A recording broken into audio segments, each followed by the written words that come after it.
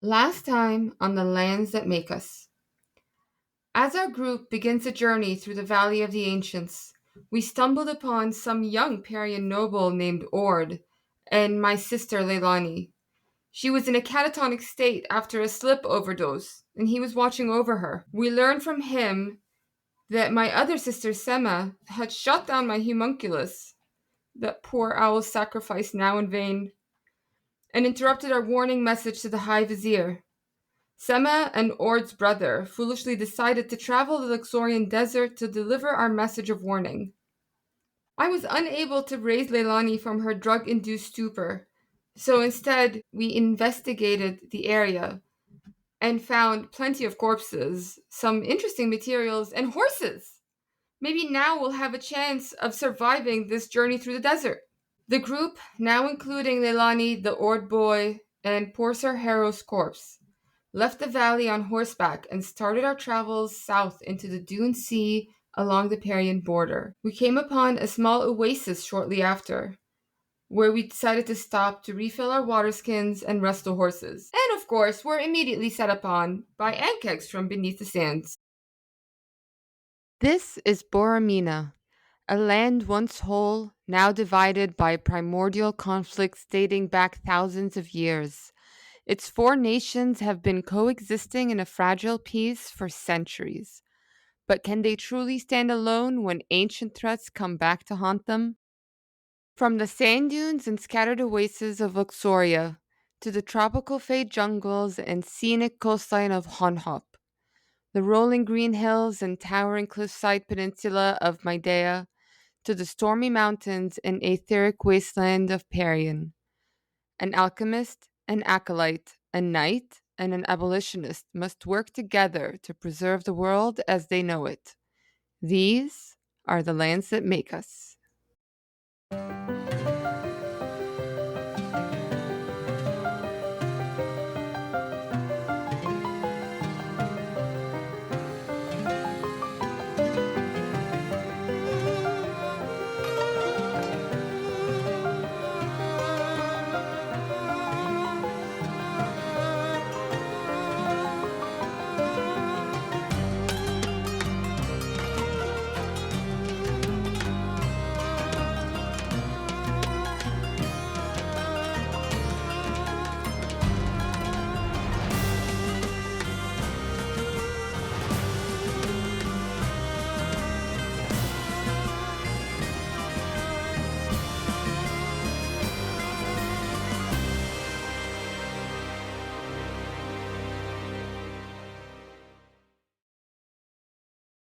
You see on the other side of the oasis pool, as you begin leading the horses to water, the sands begin to shift and move as something is moving underneath them. As you watch, you see the sand begin to again disrupt, this time right next to the horse. As the sand begins to crater open, and you see mandibles begin to extend, locking onto this horse, a massive insect creature raises itself from the desert. I had a feeling, I swear to God, as soon as we got into the desert, I was like, something's gonna come out from under the ground.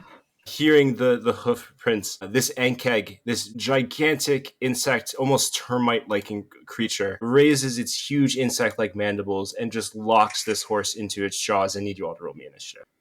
Goodness. This is what it looks like. Ew. Would this not have been more helpful to remind us before we got here? Told you the desert was dangerous. You could have been more specific by so many degrees. Believe me, there's dangerous things everywhere. In the sand, in the sky. There's no avoiding it. Yes, the desert is inherently dangerous, but this, I feel like, should have been talked about.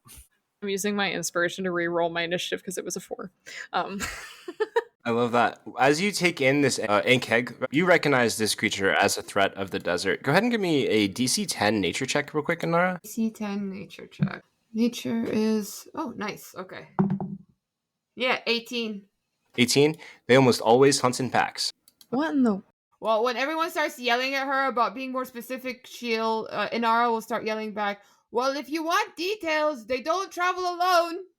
See, while I appreciate you telling me that does not make me feel any better. What do you want from me? I share, you're not happy. I don't share, you're not happy. This is just not a happy situation right now.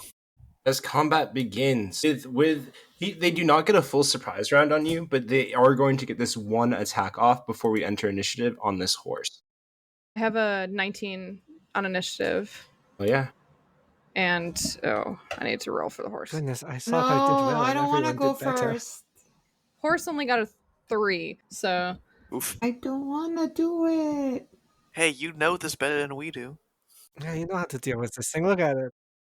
Yeah, which is why I don't want to do it. Go on, Anara. Cats love killing bugs. I'll say with your nature roll, the other thing that you know is that they definitely spit acid. This just keeps getting better and better. Which will be evident right now as the Ankheg emerges from the sand beneath this horse and locks it in its mandibles. Its jaws lock into the flesh of the horse around the shoulders, and then you watch as it fills it with this acid. You hear the dissolving flesh of the horse as it tries to bring it down. This is why I wish you hadn't named all of them. Yeah, which one was that? Who's that? It was one of the supply horses. The supply horse, probably Reyna. Reyna, no. You right now? How much riding horse health? 13 HP. Wow. Does 12 points of damage. As you watch this horse just begin to scream, still locked in this thing's jaws. It uses the rest of its action here to kind of like try to pull back to try and take the horse with it underground. But it's still very much visible in this moment. As we enter proper initiative, Anar, that is your go. The rest of the horses kind of more on this side of the oasis. That horse had kind of separated off, being the furthest one from the pack, and it was preyed upon. You see this pretty well. You don't necessarily see eyes on this thing as it is currently attacking. As you look along the battlefield, I will say to your southwest, you do also see sand movement of the like right here. Right where?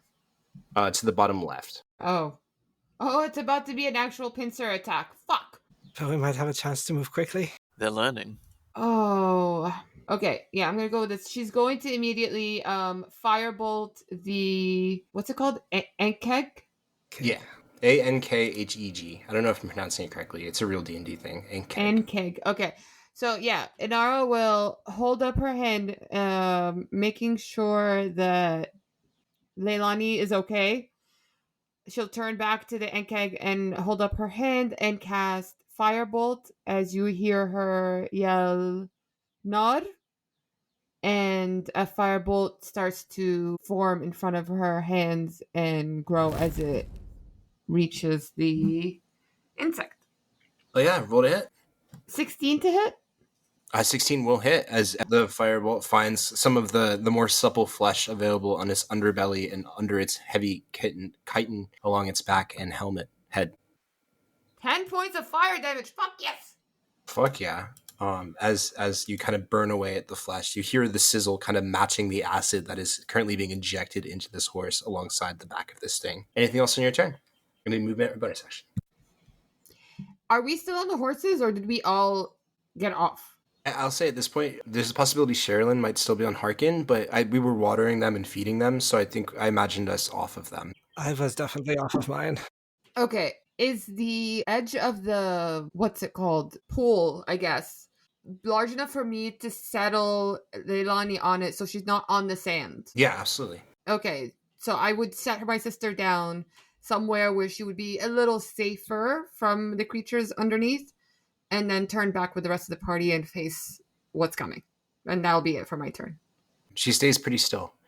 All right, Sherilyn Astalder, Inquisitor Generalis of Telfanir. It is your go. She would see this horse, evidently Sir Harrow's horse, that is now equipped with their supplies, getting bit into the crunching and snapping of the horse's ribs, beset upon by this giant insectoid creature. This thing.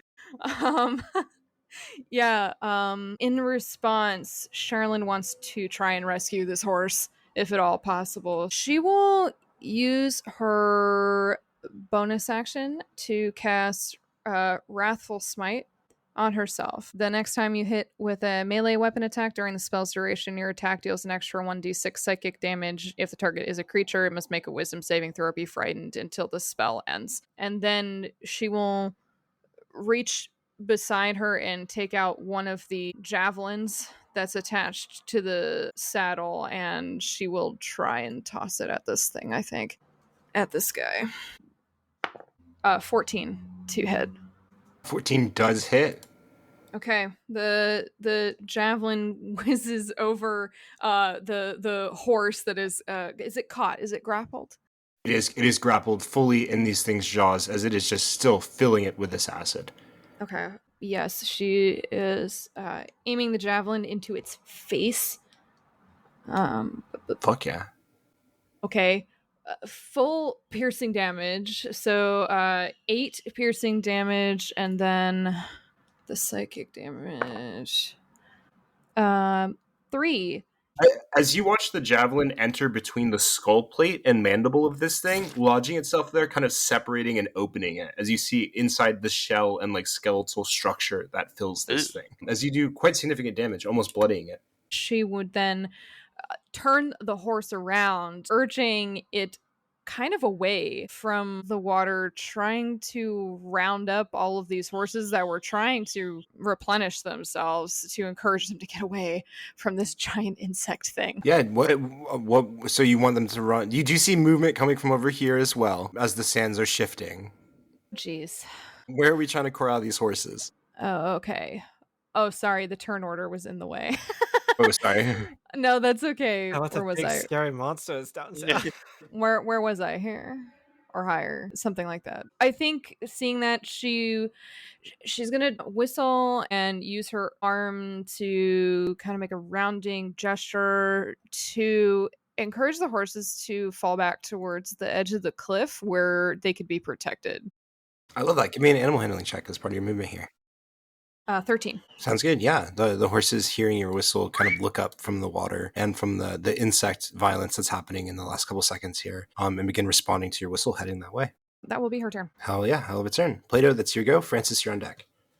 Right. Well, is the inside of the fountain, the pool, is that stone or is that also sand? So there's a layer of stone that's set to catch the water, and some sand has blown into it, right? So there's clean drinking water that's kind of being filtered by the sand itself as the water from the cave above falls. Gotcha. Well, regardless, I hop up over the lip of the pool and I splash down into it, moving myself. A good 3 feet. Goes up to your knees, a little bit lower than your knees. Higher than your knees? I don't know what 3 feet is on your body. Higher than my knees. I assume so. 3 feet. I did end up doing that spell sniper thing, just so you know. So that is why I can do this next thing that I am doing. He puts his water arm down into the pool, and you see it like momentarily grow like bigger, as if it's taken like a gulp of the water. And you see that water is sort of different, as if through salinity in the center of the arm. And then it almost solidifies, and he throws it back out, and that is his casting of Eldritch Blast. Amazing. Go ahead and roll to hit. Excellent. As a 19 plus 4. That definitely hits. What even is a D10? Oh, it's a percent dice. I understand. I've never played Warlock or had access to this spell. Can you tell? That's all right. I haven't played Paladin in like 2 years. I have no idea what an alchemist does, so it should be fine. You've been doing a good job at it. Yeah, that will be 5 points of force damage as the blast crashes into the side of the creature holding the horse. It fully pushes off one of these chitin plates, exposing more of its body here, as it is officially bloodied from the impact of this Eldritch Blast. And I have nothing else that I can do as a bonus action, because I do not have any fun quick and spell things, even if I had sorcery points. So that will be the end of my turn. Sounds good. Francis, that brings us to you. The second monster isn't out of the ground yet, right? No, you just see kind of large swath of rumbling sand over here. Okay. In that case, Francis is going to go to the edge of this like oasis stone wall, kind of close to where Plato is, and then seeing how that cretin plate was peeled away, he's going to take out his rosary and again start spinning it, and then seeing like the radiant light start glowing off it, he'll palm it into his hands and again with a downward motion cast Sacred Flame down upon him. Yeah. On the one that's visible right now? Yeah. Absolutely. That's going to be a dex save. Sounds good. It does not have any bonuses. So this just be a flat roll. It's going to be a 5. That does not save. I love it when Francis gets serious. It's going to be a 1d8. 3 radiant. Right after you go, Francis, as it takes that 4 points of damage, it looks pretty hurt. Not as hurt as the horse in its mandibles, but hurt. As emerging from the sand, finishing its journey. And I have to say, as it emerges, you still see rumbling sand coming from behind it. As another one of these creatures emerges, delocating all the sand beneath it, opening this kind of massive hole. As it leans forward with its jaw, it puts its tongue forward as you see these kind of incisors click as it's going to spew acid in a 30-foot line here. I'm going to need a dex save from Sherilyn, Harkin, Francis, and Plato. That's gracious. Lordy. Okay, Sherilyn got a 19. Dirty 20. Oh, and an 18. Ah. The horse got a nat 20. An 18, a 19, and that 20. Amazing. All of you are going to save and dodge out of the main impact of the stream of acid, but you are still going to be singed by some of it as you're going to take half damage here. I rolled a total of 9 damage. So 4 points of acid damage. God, I wish I was a Vogue. Is that evasion? Evasion. That is going to be its full turn, which brings us to this other one here. He cannot do his acid spit as he currently has something in his mandibles. So he is going to finish with a bite attack here against... Oh, shit. Neither of those are going to hit as it attacks with advantage trying to finish it. It locks its mandible jaw around the saddle. As its mandibles lock around the metal, well-made Medean saddle of the horse, it's unable to find purchase and finish off its quarry. That brings us to the end of its turn. Fine craftsmanship. If he sees Sherilyn's house symbol glinting on one of the metal buckles. Ching, yeah. Which brings us to the third one, which emerges as it goes throughout the sand here, joining initiative on initiative 4. It is also going to spit acid. At its angle, it can get Inara and again Plato, unfortunately. God We damn. need another dex save from Inara, a new dex save from Inara, and another dex save from Plato as this thing spits its line of acid. It loves you, Plato. Everything loves to hurt me, but somehow I've rolled 2 18s in a row. Don't question it. In an earlier episode, I accidentally prophesied that I would go down like 2 more times before we got to a higher level, and now I live in constant fear. Careful what you say out loud. Inara's going to... Well, I'm going to use my inspiration to reroll that, because that was a 7 on the die. Different die. Okay, 30-20. It was dexterity, roll right? save. Yeah, dexterity. Yeah, okay. Plato? Oh, I rolled an 18 again. I have a Oh, hell yeah. 0 plus, but Okay, it was 2 you guys are 18s. going to take half damage. This time I rolled 11 plus 3 is 14, so you're going to take 7 points of acid damage as the stream is able to find potent contact with you, even despite the dodging, having been able to kind of set up and position itself here. That brings us to Harkin the horse. Inara, you're on deck. I am looking quite bad. This is a sticky situation. Yes. I think Sherilyn probably wouldn't want to stay mounted while this was happening, seeing this one horse get utterly decimated. So I think she would try to pull the horse away with the intention that on her turn, then she would dismount and allow the horses to flee together. The horse will try to get out of range of this thing, provoking an attack of opportunity as it moves towards the pool in Plato's direction. Yeah, it will definitely take the attack of opportunity here with its mandibles. It's going to be a 13. That will hit. Sherilyn will be using interception on this attack. When a creature you can see hits a target other than you within 5 feet, which I'm sat on it, with an attack, you can use your reaction to reduce the damage it takes by 1d10 plus proficiency. Okay, so it would be taking 11 points of damage here, and it is auto-grappled as the mandibles lock down and try to fill the horse with acid. Let's see how much is reduced. 10, actually. Hell yeah, just 1 point of damage is able to be carried through, as I'm assuming you kind of lock your shield into place. However, it's still able to grapple Harkin here. Okay. With the 1 point of damage that kind of locks its mandible under his left ear. Okay. That's a bit of a awkward position for the horse to be gravel for Sherilyn, whose hand is still on the reins. Her shield hand is still on the reins, so I think she is leaned back a bit awkwardly on the saddle, away from this mandible as it shoots in and captures the horse on the back of the head. He cannot move. In response, Harkin would try to knock the mandible away, the arm away. It's kind of an awkward angle, but I think he would still try and use his hooves in like a back kick to try and push it off. Hell yeah, make a straight roll. Crap, this is a good roll today. Don't jinx it. That is a 24 to hit. That'll definitely hit. Okay. 7 bludgeoning damage. Hell yeah, as it kicks apart some of the chitin beneath.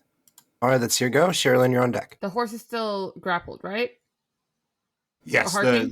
the first Ankheg that emerged. Oh, Harkin is also grappled. Yes, we have two grappled horses. I was gonna say the horses that are standing there. When do they move? They'll move now in initiative 20. They're gonna head up towards the right Well, here. I was gonna say Inara would yell out to Sherilyn and the others, "Be careful! There might be more of them." And then she'll yell out to Sherilyn specifically, "Can you get the horses to go into the water? Can you get them to follow Plato? They might have a better chance of surviving if they get in the water, and so would we." I think it would be at that moment that you saw the mandible from this creature grab onto Harkin's neck. And she would say, I'm working on it. And at that moment, she takes a look at this creature that is very close now. Its head, does it have eyes? Not visibly from where you're looking right now. She yells back to Inara, "Can it actually see us?" I don't know that much about it. I know it can sense us, and if you want to take it down, you gotta go for the soft underside. Say no more. And then Inara will also jump into the water. So she's just gonna hop back just a little bit, just at the edge of the pool. Orton Boy is also here. He's gonna, just so you know, he's not taking turns. He's not a combatant, but he is trying to escort these horses in the water under your guys' command right now as well. Yeah, I forgot about the idiot. He's a vow of silence. He's keeping. You know what? Respect for keeping it in the middle of this situation. I don't know how this will work with the one in front of Harkin, so I'm gonna do this to the other one. Inara's going to cast Grease. I don't know why I have the spell prepared. I remember thinking it was funny and adding it. You're an alchemist, right? So you're probably just throwing a bottle of grease. Yeah, I think it has something to do with that. Like, I have purified food and drink because we were going to a peace meet. Haha. Does the Ankheg have a lot of little legs? Yes. Great. So, yeah. Inara is going to cast the spell Grease in a 10-foot square centered right on where that third Ankheg emerged. You can hit both of them. Oh, awesome. If you form the square like underneath this one's back legs and this one. Yeah. Yeah, if it works here, like this. Yeah, absolutely. Yeah, beautiful. Are you just, is it literally just throwing a bottle of grease? What does this look like? So yeah, as she jumps into the water, she is reaching into her handy little purse, and you see her pull out this like round flask with a very greasy like almost tar looking substance, but it's very liquid. And what's interesting is as she's moving, the bottle is shaking, the liquid won't separate. There's no droplets. It keeps moving almost like a solid, but she throws that onto the ground, aiming between the two Ankhegs as she yells out. Yeah, she'll scream Zahla'a. And as soon as she says that, the flask hits the ground, shatters, and somehow that liquid spreads into like a perfect square. Amazing. That is going to be a nat 1 and an 11. Those both fail. Yes. The next save was a 13. You just got to double check. Is that immediately or is it on their turn? When the grease appears. Each Perfect. creature standing in its area must succeed or fall prone. They both fall prone in this moment as they can't hold their many legs on this incredibly slippery surface. And in doing this, you watch as their underbellies are fully exposed, much more supple and much easier to cut through than the chitin, as their AC is greatly reduced by this as they fall prone. So as soon as they both fall, Inara will like do this little like jump and scream in the water and go, "See, I told you, soft underside. Go, go." We'll say this, as the one holding onto Harkin falls prone, it loses its grip on its mandible and Harkin is no longer restrained. Beautiful. Yep, that should be it for me. Sounds good. Sherilyn, that's your go.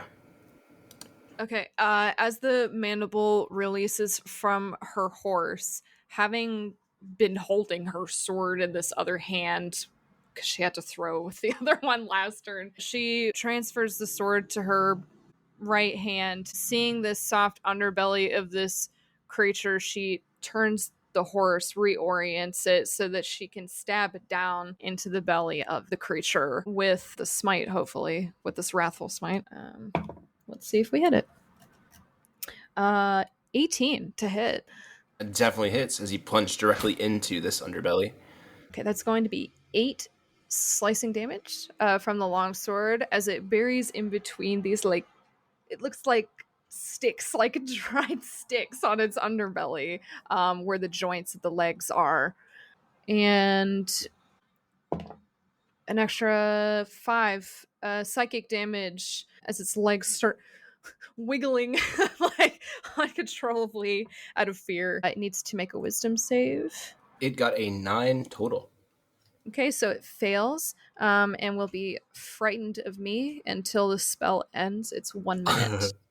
Amazing. As you bring fear to this prone, massive insect, twice the size of your horse at present. These are full-grown adult Ankhegs, and it looks as scared as it possibly can with its mandibles and flailing limbs as it desires to run from you as quick as it. But I'm not quite done dealing damage to this creature. I'm also going to use my feat from Squire of Solamnia. Once per turn, when you make a weapon attack roll against a creature, you can cause the attack roll to have advantage. I won't do that. If the attack hits, roll a d8 and add the number rolled as a bonus to the attack's damage roll. Wow, 8 damage extra from that. Hell yeah. As you bloody this creature, just stabbing in through, as you cut through its many organs and entrails, as they just begin leaking out of its chest, as it tries to coil back from your blows. Okay. And as it is wiggling around in this grease, she will use 5 feet of her movement, also from this feature, to dismount, so that on his turn, Harkin can move on. Love it. All right, Plato, that's your go. Francis on deck. All right, I must do something terrible for me.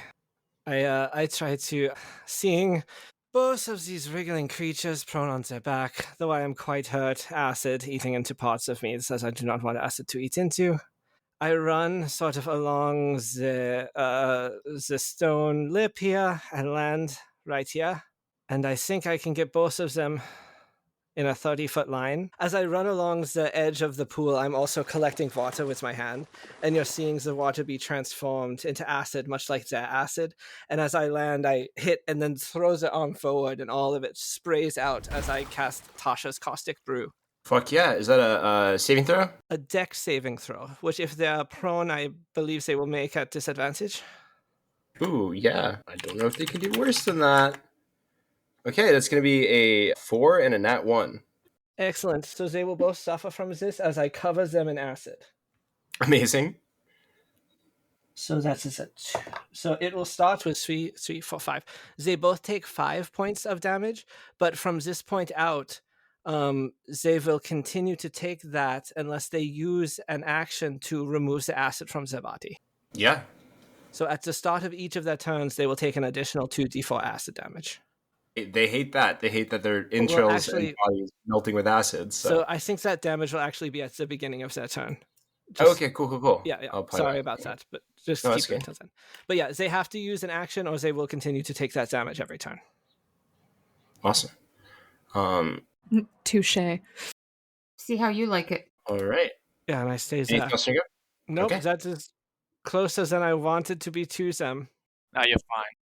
You see deep fear in this massive creature as it stares up at Sherilyn, eyeless. Curious as to what's going on here. Francis, it's your go.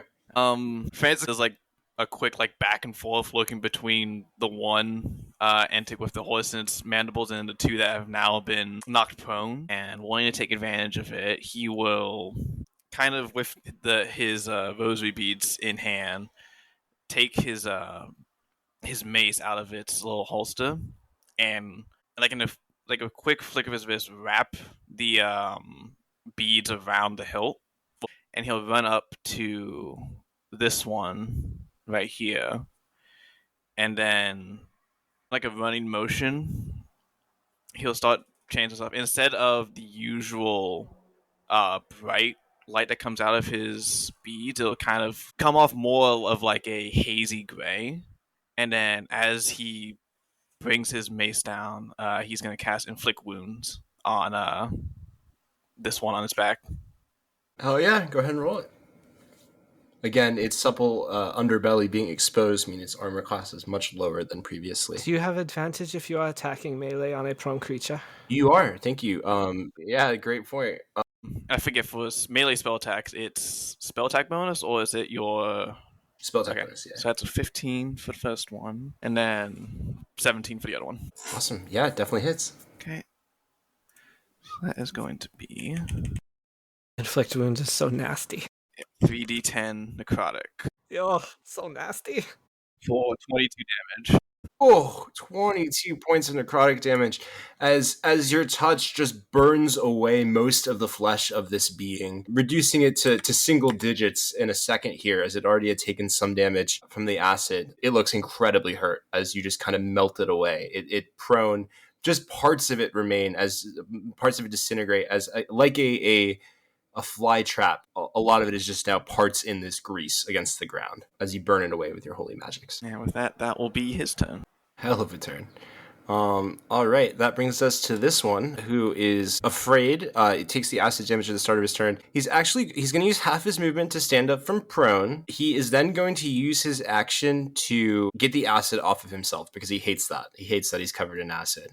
He is then going to use his movement to move the only way he can, which is directly away from Sherilyn, which he will do because he is frightened of her, and he's not a smart figure, opening himself up to an attack of opportunity from both Sherilyn and Harkin if they would like to take it. Absolutely. I think I'm going to give the first attack to the horse. Amazing. Out of courtesy. Please, after you. I'll attempt to smash him with his hooves. Because that's the only thing he knows how to do right now. 14 to hit. That does hit, even as its underbelly is no longer turned to you. I have to look up the conditions again real quick. Does Frighten make it so you have advantage? Great question. Okay, I don't they think just had so. disadvantage. Has disadvantage against you, but I don't believe you have advantage against it. Okay. This is also the horse anyway, so. This is the horse, yeah. Yeah, I just making sure because the creature is frightened. You know what I mean? Just in case. Right. So if that condition invokes advantage. Yeah. So the horse is going to do 10 points of bludgeoning damage. Oh, how does the horse want to do this? Hawkins' revenge. it sees this insectoid creature trying to scuttle away, and as it barely gets on its feet in the grease, trying to turn around and slide away, Harkin snorts and lunges himself forward and lifts up and brings his hooves down on top of its mandibles, smashing them against the ground. Fucking amazing. That's so funny. See, this is why I gave it to the horse. Of courtesy. Out of courtesy. Horse courtesy. He deserved that. I cannot fucking believe that. The riding horse, whose AC again is 10. It missed. It missed again. It has advantage. It has missed 4 attacks. It's on the this spirit one of its love for Harrows. This horse. The horse has 1 HP remaining, and this guy just needs to finish him off so he can join the fight. Can't do it. Taking attacks at advantage has missed the 10 The armor horse cost. gazes at Harrow's corpse. The mandibles are just fully locked on to this, almost stuck even on this metal saddle. Behold my familial legacy. Can we talk about how much Plato has romanticized this situation? I love this. But Sherilyn is the one that said horses have feelings. We have to save this horse. Mm-hmm. That horse has 1 health. It is very close to I death. just think it's hilarious that earlier today was the first time you've ever gone on a horse, and now you're Now you're in building love this with them. whole. I've gotten on horses before. I'm just bad at it. I can't use my acid spit if it's grappled to something, and I can't ungrapple without it dying. Guys, this is so A frustrating. funny Just let situation. this horse needs to go. Why do you want to kill the horses? I don't want to kill the horse. This He Ankheg wants to does. kill us. The Ankheg is hungry, and it wants to use its acid spit, but it can't because there's a horse jammed in its mouth all goofy-like. Speaking of spare the dying, does anyone have it right now? That would be real convenient. Is anyone down? Oh, the horse. Oh, the horse. Oh, I don't know if... Oh, man, you guys name them. I was about to say, I don't know if unnamed horses get death saving throws. Yeah, that's I think that one's Reyna. Yeah. their name now, so I guess they do get death saving throws. And it's an important horse. It's Harkin's horse. It's Harrow's horse. Harkin is the other horse. Oh, Horses cannot Harrow. have Sorry, horses. Harkin is the horse. I also realized that I have more health than I thought because I'm water genasi, so I absorb some of that acid damage. I am not quite on death's door as I saw before. If you look over at Plato's acids that was clinging to his skin, he seems to be somehow metabolizing it through his pores. Ooh. Sort of goopy. I feel like that would be hugely distracting to Inara, because while she is involved in this combat and the only one that knows what we're facing, she also is so wanting to grab onto you and start like poking, prodding. I've never seen anyone do that. It is a useful feature to have, to be certain. Oh, can you pass it along? Plato's eyes meet Inara's across the battlefield, and he's like, "You want to study me?" Sort of in his look, kind of incredulous, like. Oh, my love, I want to do so many things to you. Okay, so with that, it is the Ankheg that is currently right next to Francis. Farrell very hurt by the series of attacks that have landed upon it. Wounded, bloodied, as well as currently prone in the grease. So the first thing that's going to happen is, let's say Francis, because you're right on it. Will you roll me a d6, please? D6. And we're hoping for 6. Well, I'm hoping for 6. Is a 6? Yay! All right, it's going to use half its movement to stand up from prone, and then with its newly regenerated acid spit, it's going to move just a little bit up against the wall here, Francis. I think every single one of these has hit you, Plato, and this is no exception. As it lines up, I need a... It's kind of wounded and backing itself in a corner as it tries to stand up on the grease. Does it actually... I think it needs to make another saving throw as it stands up and moves on the grease, right? Will you double check me on that, Inar? Yeah, it doesn't say anything about... It just says it's difficult terrain for the duration. Okay, so there's not like another... It's just when... If it enters the area where it ends its turn there, it must also succeed on a dex save throw or fall prone again. Okay, so it is going to move out of that grease field as it kind of is forced to back itself into this corner here against the mountainside and the beginning of the openings of this oasis pool set in the stone. As it does so, it is going to, again, release that renewed acid breath. Its incisor jaws kind of clicking together as it fills with this acid, and then spit builds as it spits it all forward with force in a 30-foot line, hitting Francis, Sherilyn, Harkin, and Plato. I need dexterity saving throws. Awful. Boing. 16. Sherilyn gets a 15, and the horse gets a 5. And that 20 for Plato. Excuse me, Android 16. Okay, here we go. Ooh, nice. Okay, that's a 6, a 3, and a 2 for a total of... Oh no, the podcast is going to reveal how slow I am at Oh, I can cut. That's going to be 11 points of acid damage to Harkin, and then 5 points of acid damage to the other folks. Plato, because of your acid resistance, that's going to get reduced further to a total of 2 points of acid damage. You said it was how much if we saved? Sorry. If you saved, it's going to be 5 points of acid damage. If you didn't, which is just Harkin, it's going to be 10, and then Plato, 2 total. Yes, I have ill tidings. Harkin is down again. God damn, Harkin. I mean, he is a horse. We need to get him some health. Or horse armor. With that brings us to Harkin. Will Harkin please make me a death saving throw? Or maybe we can just like have him Vada be in the Enkin's mouth. It seems that's easier. 1 success. Hell yeah. Harkin's sturdy. He's made for war. But this is the first time that he's seen this much combat in this stretch of time for sure, besides training. Inara, that is your go. Inara's just gonna attack the one Ankheg that got back up with another firebolt cantrip. Just looking towards you as it finishes spewing this acid. Well, she look at it and goes, "Well, fuck you too," and then cast firebolt, and that is a 17 to hit. 17 definitely hits. Nice. Big money, big money, big money. So 10 points of fire damage. Oh shit! How do you want to do this? Well, so yeah, she yells, "Fuck you too!" and throws a firebolt at it, and it seems to ignite the acid that is like leaking from its maw, and I like to imagine that its face catches fire as it starts to scream and wilt. It kind of turns over and withers and shakes as it dies in the desert sand. Gods, what a lovely creature. Any bonus action or movement? No, definitely staying in the water. Actually, she would stay in the water, but try to move closer towards Charlotte and Harkin, seeing how everyone is getting, and start rummaging through her bag for like healing balm or something. So she's gonna move right over here, staying within the water, but being about like 15, 20 feet from Plato and Charlene and Harkin. And that should be it. At the end of your turn, can you give me a DC 10 intelligence check, just base intelligence check? That was an 18 on the die. Intelligent. Am I intelligent? Oh yeah, I am. So that's a 21. 21. You have a memory of yourself as a young girl that just kind of hits you real quick. 6, maybe 7, of a dragonborn tribe coming to visit and treat with the council, the voice of the people, and specifically your mother, the Gilded Rose. Besides their speaker, their warriors all wore this kind of strange plate armor that seemed incredibly sturdy but very, very lightweight.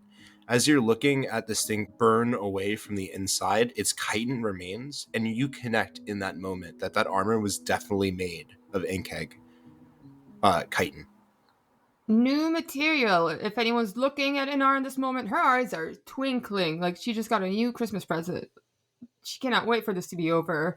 Between Plato's acid absorption and this new plate, there's so much to play with. Once it's safe enough. I am starting to fear this look. All my name days came at once. Sherilyn, that is your go. There is one Ankheg who remains. He looks hurt. His jawline still wrapped entirely around Sorhero's horse, attempting to finish it. It looks as hurt as a horse can be, but it is the only enemy that stands. Harkin, your horse has fallen prone and unconscious beneath you, as he is still in death saving throws. It is your turn. What would you like to do? So, seeing as we have not long rested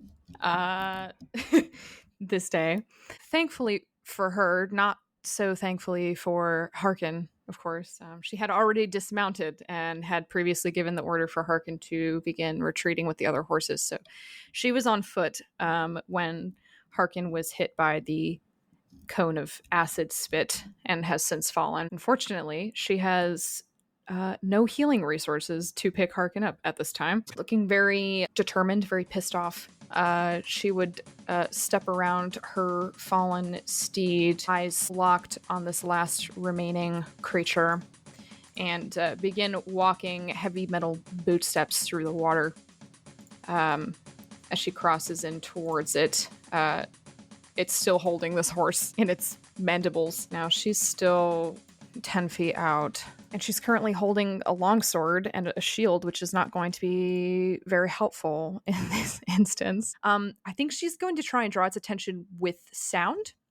So as it is making horrible sounds and like shaking this horse back and forth, trying to get the saddle off to eat it, she's going to begin stomping her foot against the floor of this pool, not necessarily in a rhythmic fashion, but as heavy as she can, and banging her sword against her shield and yelling at it. Go ahead and roll me an intimidation check. And I'll even grant advantage. Thank you for the advantage. That is a nat 20. You watch as it immediately spits the horse into the little hole that it was digging to like put the corpse, as the horse just still 1 HP living, mandibles turn to face you dead on. Now, can I still use my defensive action for my turn? Okay, that's what she does. I love that. I think intimidating, like doing this motion and taking a defensive posture as you save this horse's life. Plato, that is your go. You've got Harkin slowly going into the great eternal pastures behind you, as well as this scene before you of Sherilyn. Yes. Unfortunately, I am not a physician, as I have told others before. But, and I am, as I look down at my clothes and my body, my skin, even though I am trying to metabolize it, I am quite burnt very badly from acid damage. I'm sizzling a little bit, and I don't want this thing to come any closer to me. So I step back some. And I'm just going to shoot off a quick out of spell slots except for my cantrips. So I will go ahead and shoot off a quick ray of frost. That was very fresh. To see if I can get at him. Oh, but I don't think so. Let's see. Only an 11. Yeah, unfortunately, as it is not prone on this side, the chitin's still shielding it as it kind of like crouches underneath, allowing its shell to take the impact here. Unfortunately, that will miss. Jesus. Damn. Francis, that's your go. He's going to see, like, he stares a moment at, like, the fucking wilting creature in front of him out of another fireball, and then he's going to look back and see Sherilyn challenging the last one to a one-on-one, and reasonably assuming that she's going to be okay. Not sure if I'd call it that, but It's fine. He's going to go over to Harkin, lay his hands on the horse's side, and cast Cure Wounds. Amazing. Roll me that horse HP, baby. Harkin is the most healed member of the party. I've healed this damn horse twice so far. has anybody else actually gotten healed directly? I think Sherilyn did one time. Sherilyn once, yeah. Inara's actually not looking bad. She's fine. 7 HP. Nay. Easy, you're okay.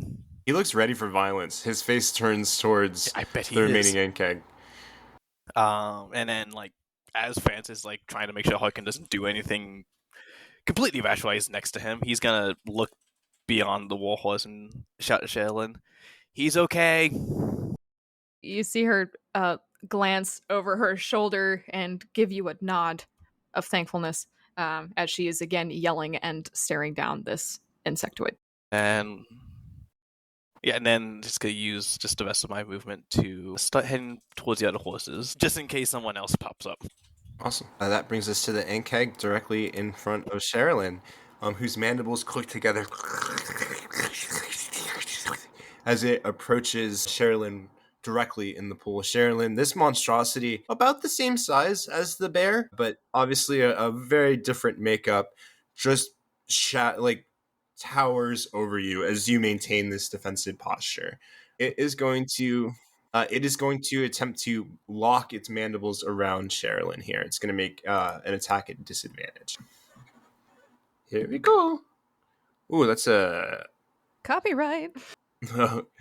Here we go. Let's go. Yeah, that's a 2.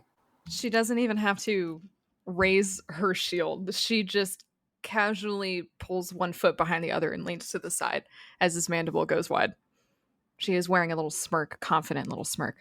It goes, you kind of dodge out of position a bit, lock your shield into place as the right mandible hits your shield, the left one just clicking right next to your ear as it's unable to get past your defenses. It looks hurt and angry, which brings us to Harkin. No longer in death saving throws. Harkin's going to use half its movement to stand up from prone. He puts his hoof against the ground and then looks to Sherilyn for any commands.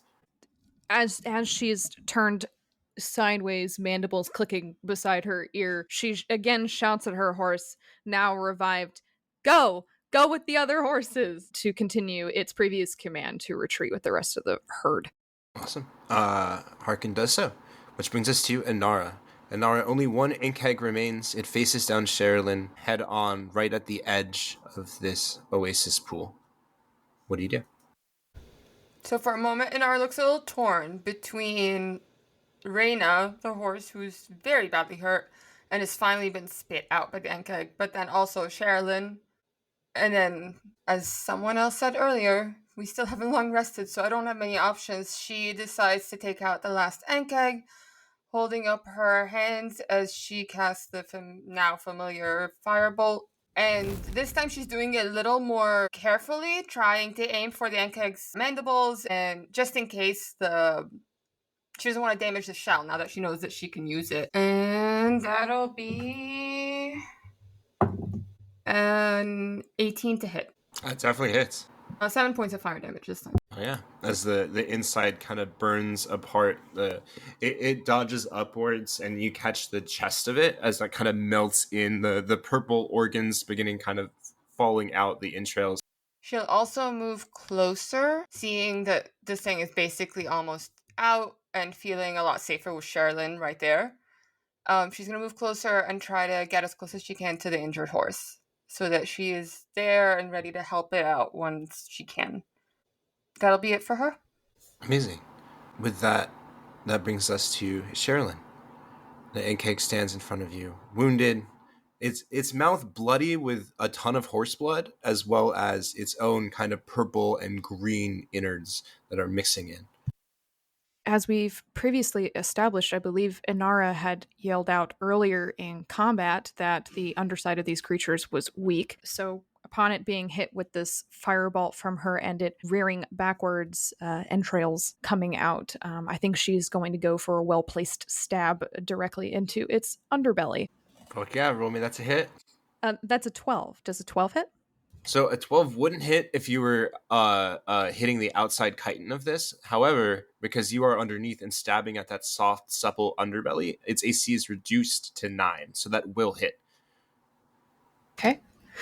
Okay, well, I rolled max damage, so that's going to be 8 plus 2, so 10 slashing damage. Sherilyn, this Ankheg had 4 health remaining. What does this look like? In pure her fashion, she's taking all of the glory of the kill after her teammates have softened it up for her. So it rears backwards and she does an arcing sweep with her sword upwards, much like she did on this first creature that we had faced together. And as she draws up the blade, the entire underside of this thing splits in half, and it's just a burst of blood and guts, and it smells a lot like iron as it falls backwards. As it falls backwards, Sherilyn, or Inara, you note that Sherilyn's cut pattern almost like scooped out the inner flesh here, as she cut through the weak part, as just the shell kind of falls raw next to the monster. Amazing job, everyone. Really well done. We work real well together, considering how haphazardly we got together. Yes. Plato runs over to some of the sand that's a little bit further off and starts sort of just pouring sand onto his arms and extremities that have been burnt with acid to try and start neutralizing it.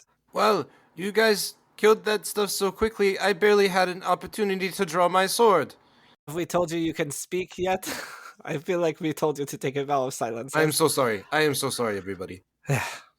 Francis just glares at him like, you know what you did.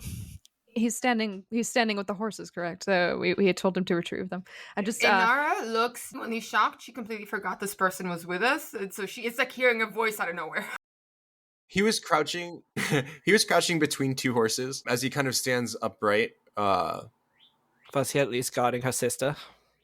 Leilani, who is put on the side of the pool here behind the horses, is directly behind him. Might be a coincidence, but she is behind him physically, yes.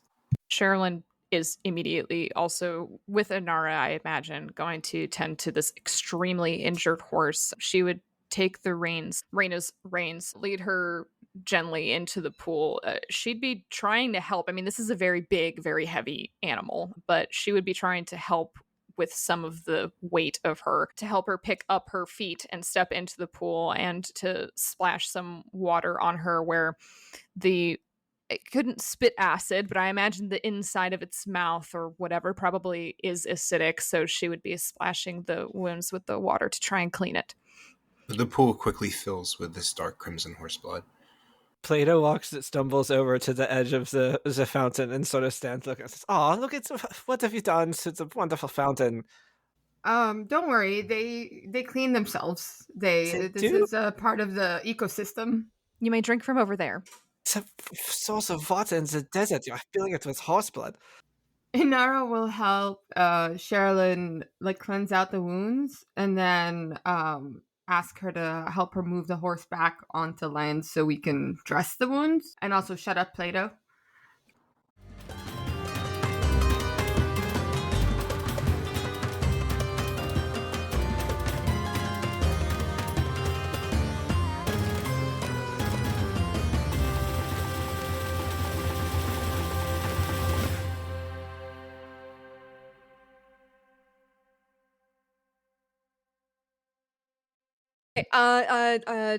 Going back in character, so we're tending the horse. The guy's being a dweeb by the other horses. And I think being next to Inara, who is the resident expert of the area that we are in, she would say, how do you know we're not going to be set upon by more of these things? She looks up at you like genuinely surprised by the question and goes like, I don't. I have said multiple times before we set out that the desert is not a safe place. I never once promised a safe journey, hence the horses.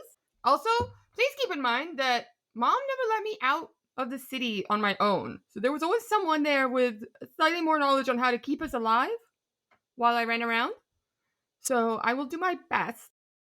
If I'm understanding this correctly, and you may say that I am incorrect, but we haven't the slightest idea how to avoid attracting more of these creatures during our time here. I have an idea, which would be not traveling with a horse buffet. That is not an option. What I'm saying is there is very little within our power that we can do to not attract lots of different creatures, some better and some worse than these. And there are better creatures than these. Which creatures would you be referring to? I mean, it would be ideal if we could come across a tribe of dramatic dragonborn just passing through the oasis that could give us a ride to the city. That would indeed be quite fortunate. Dramatic dragonborns that need to buy a bunch of horses. Maybe some of the Aarakocra doing the rounds around the oasis in the sky. How much further until we can pass through the mountains? Robbie? I mean, you guys have traveled about 4, 5, 6 hours into Luxoria. Probably a good 3-4 days of travel. Left. Of hard travel through the desert with minimum sleeping and no other stops. So I did have this question for you, like, throughout the week, Robbie, but how much of Inara's knowledge is actually useful for, like, the desert travel? Like, does she know anything on how to survive? Because 100%. one would think. Yeah, no matter what, that's still part of the base instruction, and she's very much an educated person. Right. So yeah. Is there anything you, like, that I should be telling the party now that we have faced the first taste of danger in the desert on how we can avoid certain dangers? Because I was thinking about this the whole week, and I was like, I do have some ideas, but then again, I don't know what you have planned for us. If you see the sand movements again, staying still would work for sure. Okay. Flock without rhythm, so we do not attract Savam. But I mean, I don't really know what to. I mean, you've given really good general desert advice.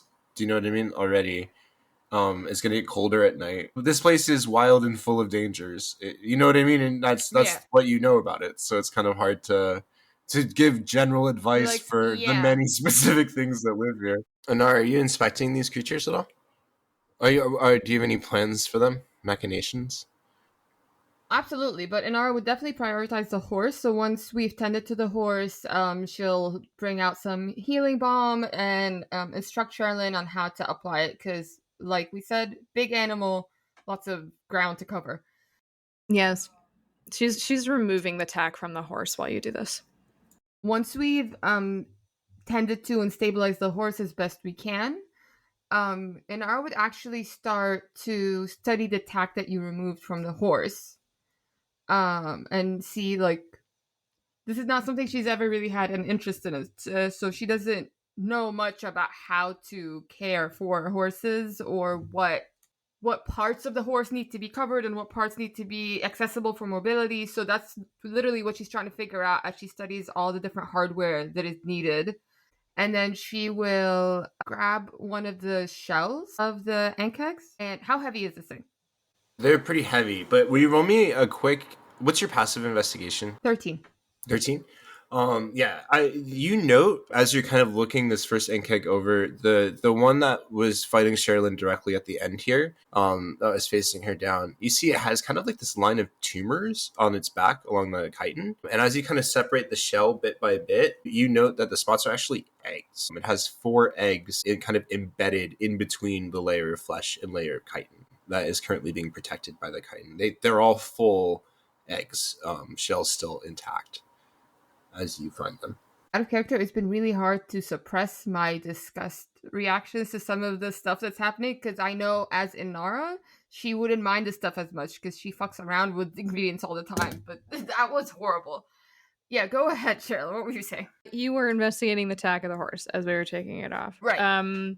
For the audience in general, it looks like normal horse tech. But for people who aren't familiar with horses, Inara would note there's like a light cloth that lays over the back of the horse that has white and blue coloring and golden thread. It is now torn up after it was jangled back and forth in the mandibles of this creature.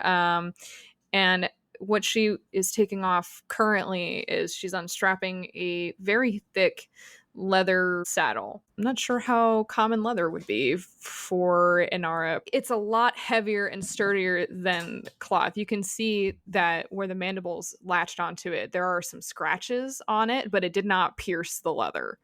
And she also takes from its mouth this bar of metal that it was holding between its teeth and lifts off the reins from its head. She'll definitely start asking you questions about the horses, being like, we need to protect them more if we expect them to survive this journey. And she'll ask you about like the horse's movement, like what parts of its anatomy need to be free, sort of, to be able to get through the desert, and how we can construct. She'll start pointing to the shells and be like, this is something that can really help them get through. We might need to carve this into armor for the horses. But when she does see the eggs, I guess she'll stop for a second and be like, I wonder if there's any use for these. Would she have had any experience with? Is this a rare occurrence, finding eggs in an Ankheg? No. From your role earlier, the male Ankhegs, after mating, the women implants in between their chitin. Their chitins fall off in the wintertime and then regrow. And during that period, they mate, and the women embed the eggs into their skin. And then after about 6 months, the eggs hatch and then consume the father from within to grow mighty and strong. So sort of the opposite of the scorpions in the desert, which is my favorite story. So I love this. Are the eggs still viable? What do you say? Are the eggs still viable? Like, if I crack this, will little tiny creatures come out everywhere? Don't do that. They're not fully grown yet, so as long as they're kept warm. Okay. So don't keep them warm. To your previous question about the anatomy of the horse, I think she would describe to you the way that the horse bends its legs and how it How the haunches and shoulders move, sort of. How it kind of leans its head forward. And I think she would say, and I had a thought, like noting, like you see her gently lift one of Reyna, the horse's hooves, and the area around its ankle bone, anatomy of a horse, the area on its skin of its lower leg looks like it has been burned by repeatedly touching hot sand all day. And you would see her take some of these makeshift bandages that she's fashioning from this cloth she's removed from its back, and she's tying it around the lower legs of the horse. Inara will first instruct you to apply some of the healing balm around the burns as well, and then I'm assuming the horses have like horseshoes, like metal horseshoes, that are probably causing more of the burns as they heat up with the sand. And so I feel like she'll start figuring out a way to make like horseshoes or hoof covers out of the Ankheg material instead, assuming it would be much more resistant to the heat of the sand to stop it from reaching the hooves. Are we resting here?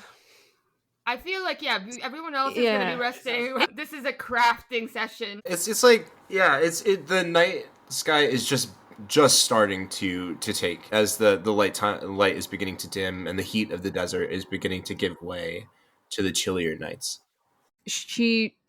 Sherilyn sees Inara holding these pieces of carapace in her hands, like looking for ones that are maybe the right size or the right shape for horseshoes, quote unquote. And she holds out a hand to give you pause, and she says, "That is a very generous thought, but I'm afraid that will be quite impossible." Why is that? Well, you see, and again, she lifts. This is a very well trained horse. They all are very well trained horses. She again lifts the hoofs so that you can see on the underside, and you can see that the horseshoe, the metal, indeed, metal horseshoe, is nailed into its hoof.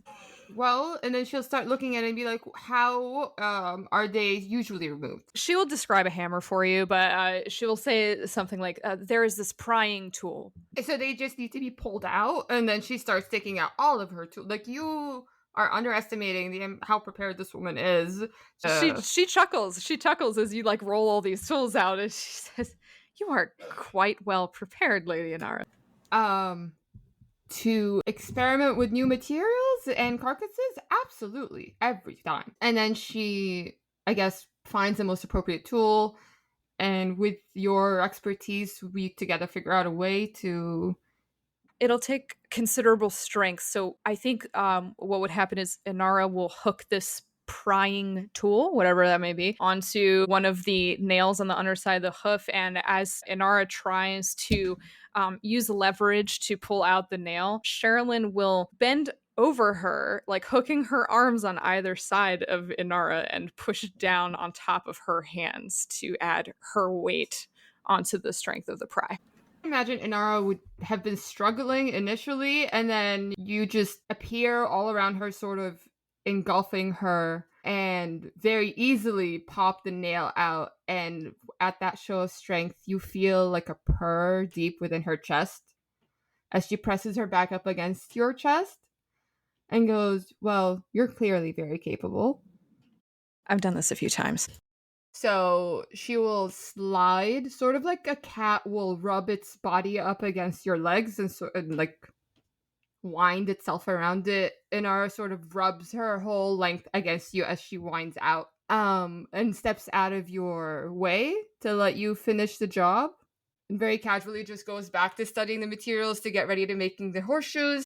Oh, also, since it is getting darker, I imagine she would be calling out instructions to like Plato and Francis to start a fire and gather some clean water before it gets too cold. Francis is already like in the process of like making the makeshift camp area where all the horses have gathered. He hears and sees what's going on with the horseshoe and is like very actively trying to like block it out, but he's also trying not to like give too much attention to like the boy over there who's like clearly just not doing anything.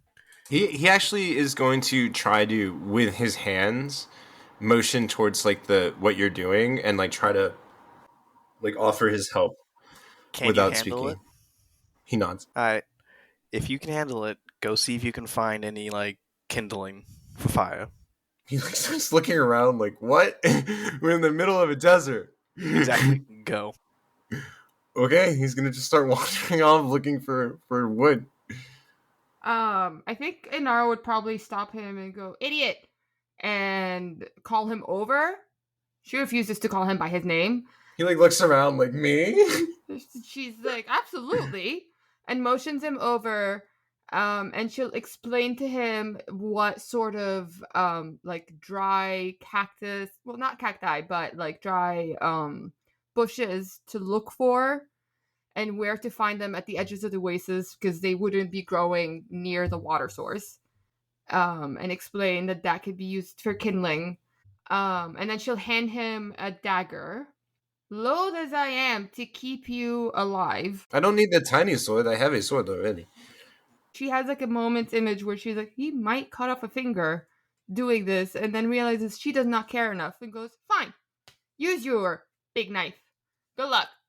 And don't attract anything. Walk quietly." And just immediately dismisses him and turns back to the job at hand. Plato has been, since they started tending to the horses, he was on the other side of the fountain. And at first he was listening as a lot of his clothes have been destroyed. So he's taken off the underclothes, which are made from the acids. They've been burnt. Tell me if this is okay or not. I would imagine are a little bit rain and waterproof, just generally the clothes that he wears there. And I'm using, as I listen to this horse conversation from across, trying to gather a bit of information while eavesdropping. I've taken off the shirt and I've used parts from my thieves' tools, the narrow-bladed scissors and the pliers, to cut this into pieces so I can sew it back together as a larger water sack. I only have my my arm, a little bit of leather left on top, but it covers most of what needs to be covered, and I assume it will be hot out. I'm going to get a terrible sunburn, but so I am doing that during the process. But as I am finishing up, sort of half-mindedly listening, suddenly they are doing very romantic things over there, and so I am caught watching for a few seconds as I realize, as I don't realize at first that they are having a moment of intimacy. I've watched them for longer than I meant to, and then I turn back, you see him blushing through his chest instead of on his face as he looks back over to Francis, who is blocking it out. And sort of looking at Francis, also doesn't want to acknowledge it was him right now, so instead looks out at the Ord boy to make sure he is okay while he is wandering away. I imagine if Inara notices either of your reactions, she would find it actually hilariously funny. What prudes the two of you are. Sherilyn also finds this quite amusing. She wouldn't be as obvious about it. I feel like Inara has a hard time hiding when she thinks something's funny or exciting. Sherilyn is the opposite. She's quite good at it, except when you're looking directly at her face, which she's not looking at the other party members. But Inara would see that she is grinning, and as they are together removing the nails from these horses' hooves to remove the horseshoes, she would take the prying tool, we never really established what it was, prying object from Inara's hands, and she would jerk her head in the direction of Leilani, and she would say, I can finish this if you'd like to tend to your sister, and hold on, take this. And she would take a moment to stand up, go to her horse's saddlebags, and take out a matchbox and hand it to you. Well, in terms of the tools, she has Alchemist supplies, thieves' tools, and tinker's tools. So we have our pick of whatever would have worked best. Yeah, just something sturdy enough. While you are able to suppress your reaction to a mere smile, if you look up at Inara as she's working with you, she's actually her eyes are darting between the two of you, and she's got the most mischievous look on her face. Like, how could I fuck with them more?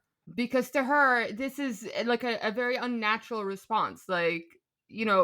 Where she's from, things like this are done in public and encouraged. It's an art form. It's something to be celebrated. So the fact that they are both turning away is almost like a snub.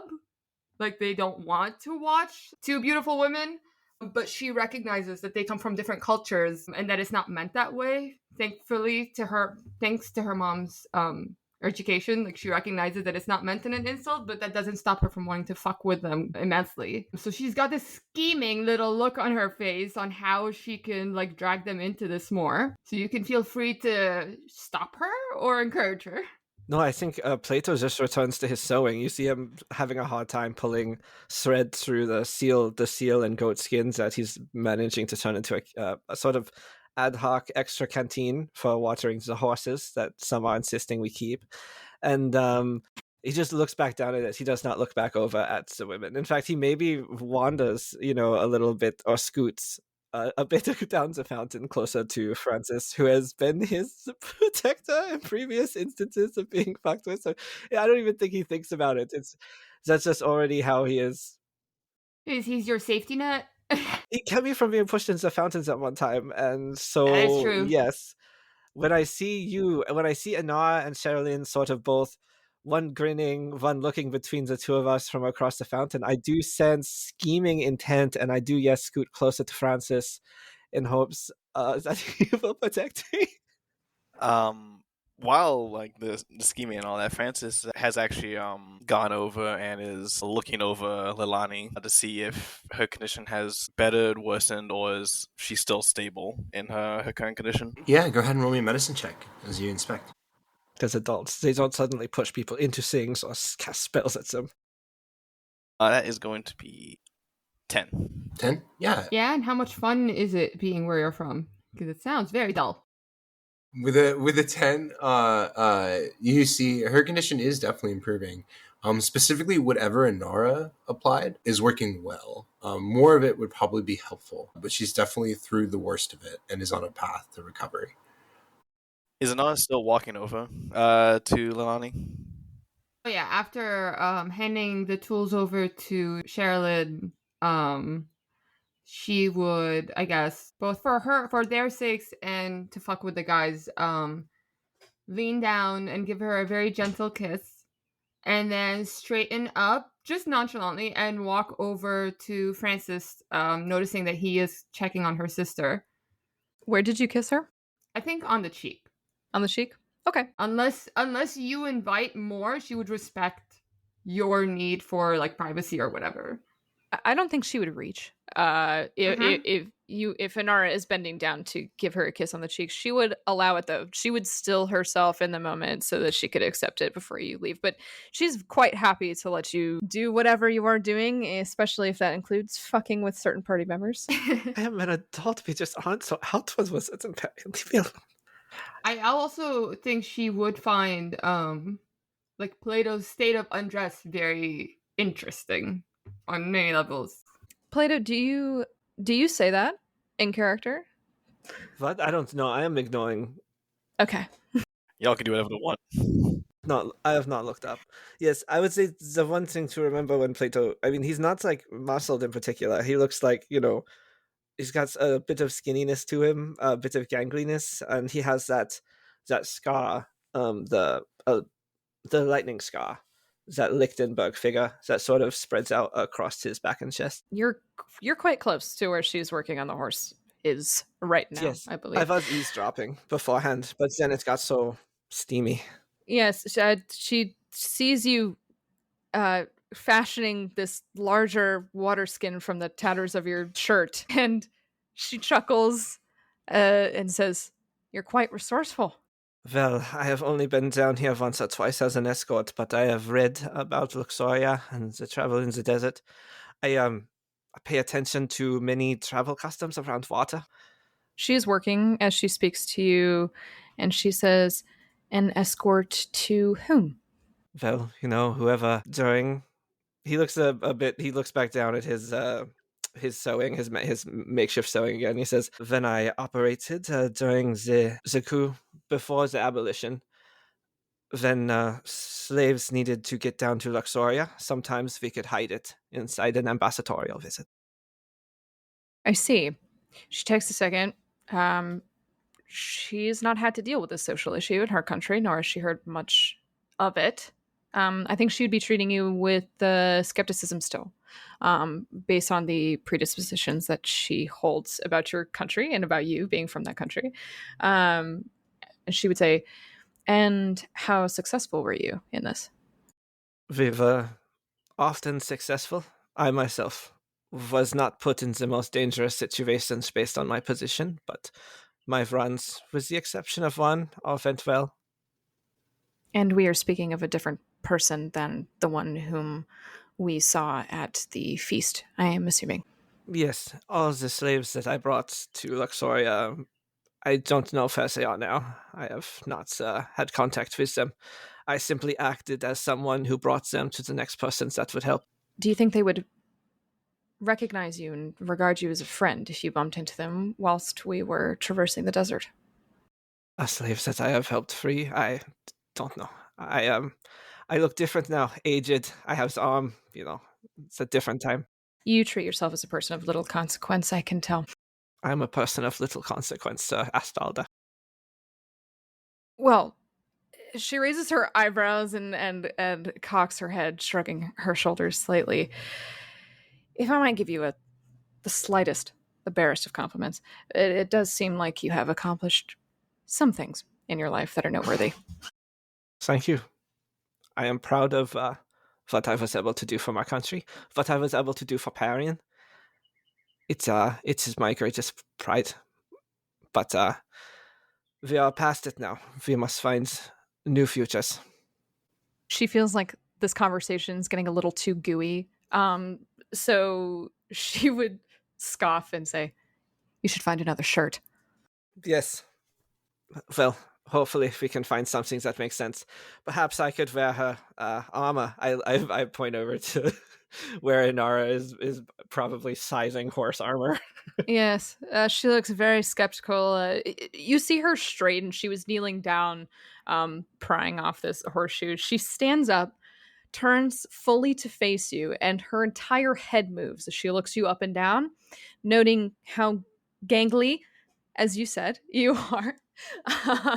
And she would walk over again to her horse, flip open the saddlebag, find a plain white shirt. It looks like it's very loose. It's a the type of shirt to go under like a breastplate or something like that. And she crumbles it up in her hand and throws it at you. Hits him in the face as he grabs it. Well, thank you for this. I appreciate it. It's finally made. Tis made to fit a woman. Ah, yes. That was so unnecessary. Well, that is no If problem you for guys me. are close enough, like This is not a Inara problem. was listening with half an ear, like not really caring about the conversation, but then she hears that one part and just you hear like a cackle in the middle of the night. Plato just smiles, says, "That does not bother me," and wiggles into the shirt. It would be large even on him. Yeah, I think. I imagine. Mhm. As he wiggles into it, and then he takes the small scissors from the sewing he was doing and cuts off the arm that is around the water arm and then pulls it down. Rolls her eyes and goes back to working on the horseshoes. Okay, awesome. Let's go ahead. We're gonna, upon resting tonight, we're gonna go ahead and hit level 3.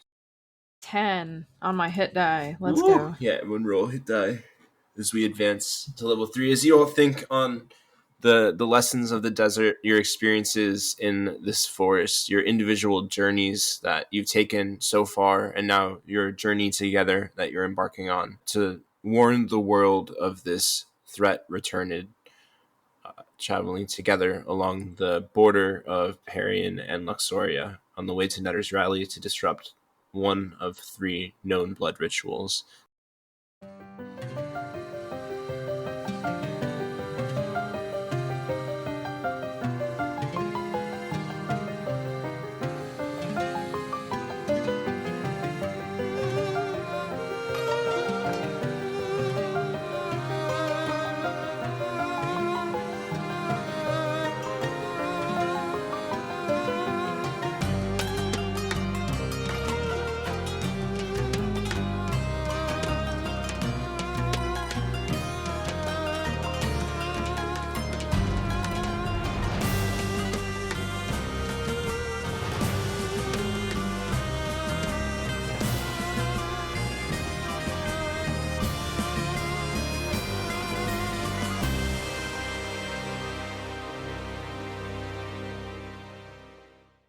Thank you for listening to The Lanes That Make Us. Theme music composed and produced by Dustin Goddard. Cover art by Julia Falkart. You can discover more of Julia's art on her Instagram linked in the show notes. Share our adventure with your party, and we'll see you next time.